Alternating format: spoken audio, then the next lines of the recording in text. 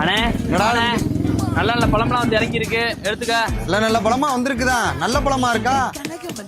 நல்லா இருக்கு எடுத்துக்கணே. நல்ல பழம் தானா? ஊசி எதுவும் போடலையே? யார் சொன்னா உனக்கு? யார் சொன்னாவா? செல்லுல எல்லாம் பாக்குறது இல்லையா? அதுல ஏதோ ஊசி ஏத்துறான் கலர் சாயம். என்னண்ணே பேசுற நீ? நேத்து பாக்குறேன் அந்த பேக்கரியில் நின்றுகிட்டு கண்ட கருமத்து கலர் எல்லாம் வாங்கி மடக்கு மடக்குன்னு குடிச்சுக்கிட்டு இருக்க. இப்ப வந்துகிட்டு தண்ணி பழத்துக்கு இப்படி பேசிக்கிட்டு இருக்க. அது எனர்ஜி ட்ரிங்க்டா, அது வேற. இதை செக் பண்ணி பார்த்து வாங்கினியா?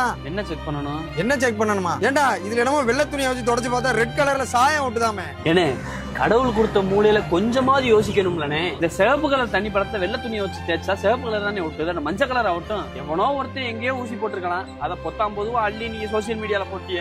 எப்பயும் 10 டன் வியாபாரம் பாக்குறவன் வாங்கி போட்ட 3 டன்னே ஓடாம இருக்கு. இன்னும் ஒரு வாரம் மட்டும் பழமும் கிடைச்சுன்னா மட்டும் கெட்டு அழுகி போயிடும். என்ன பண்றதுன்னு தெரியல. இப்படி எதுவுமே என்ன ஏதுன்னு தெரியாம பேசி பேசி அங்க வியாபாரத்தையும் கெடுத்துட்டு விவசாயி சோத்துலயும் மண்ணள்ளி போட்டிய.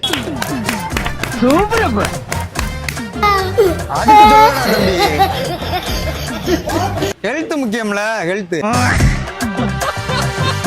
கண்ட கலையில வாங்கி திங்க முடியுமா? சரி வரோம் கணேசா. ஓய்